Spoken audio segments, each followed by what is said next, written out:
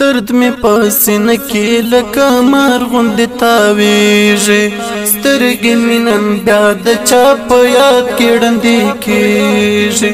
اخ د هجر داغې په زړګي باندې اوسېږي لا محمد داود مزمل تاریخ کې یادېږي نه هېرېږي داسې نازولې له سنګره زموږ رهبره ای زموږ رهبره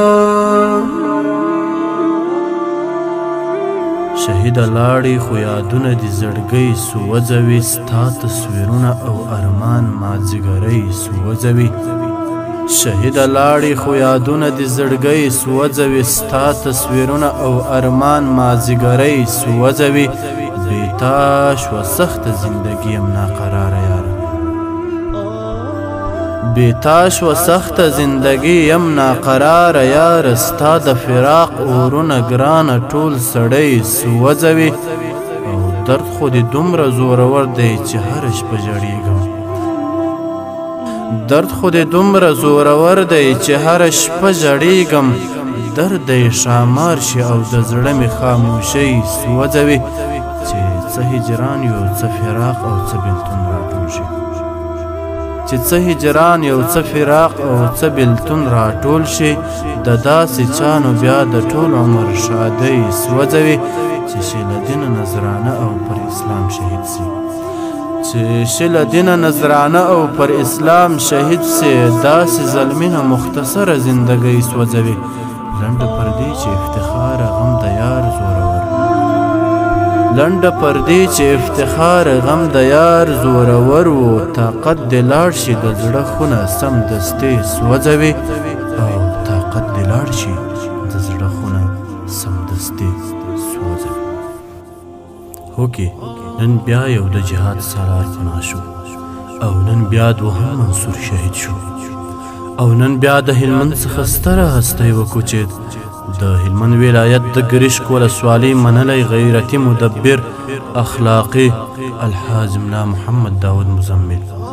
هغه چې د وړوکوالي نه یې جهادي سلسله د شهادت تر نیټې راورسول هغه چې په هلمند او نورو ولایاتو کې د امریکایانو او د هغوی د غلامانو ژوند تریخ کړی و هغه مزمل چې د داعشانو او بغاوتګرانو تخم یې ټول کړ هغه مزمل چې د مشرانو او کشرانو په زړونو کې ځای درلود شهید مزمل د هلمند ننګرهار فراه والي او د کورنیو چارو وزارت مرستیال او د بلخ د والي په توګه یې دنده ترسره کړې وه همداسې مزمل بې شمېره دندې اجرا کړې وې شهید ملا محمد داود مزمل تقبله الله نه لومړی او نه به وروستی شهید وي چې پر دې سپېڅلې لاره به سرږدي شهید مزمل تیر 20 کاله د شهادت په جام پسې تند غرقۍ ګرځېده چې الله تعالی یې ورته دا ستر مقام ورنصیب کړ حاجي صاحب مزمل تقبله الله زموږ لپاره یو د افتخار دنګ منار و دا چې خپل رب حضور ته ورته وغوښت دا به هم د محبوب رب قضا وه موږ مایوسه نه یو د رب په قضا زموږ رضا ده او همدا زموږ مکلفیت جوړي چې بالاخره د بلخ په ولایت کې د خوارجو په ناځوان مردانه برید کې د شهادت لوړ مقام ته ورسید نحسبه كذلك والله حسيبه انا لله وانا الیه راجعون درد میں دا وجود رگونه زبیش بلتانه کې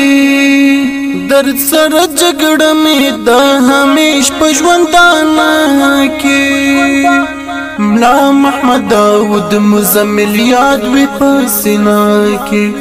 اوشکې مې پرتې وې همیشه په ګریوانه کې شپه په ویښه تېره کړم تنها تنها دل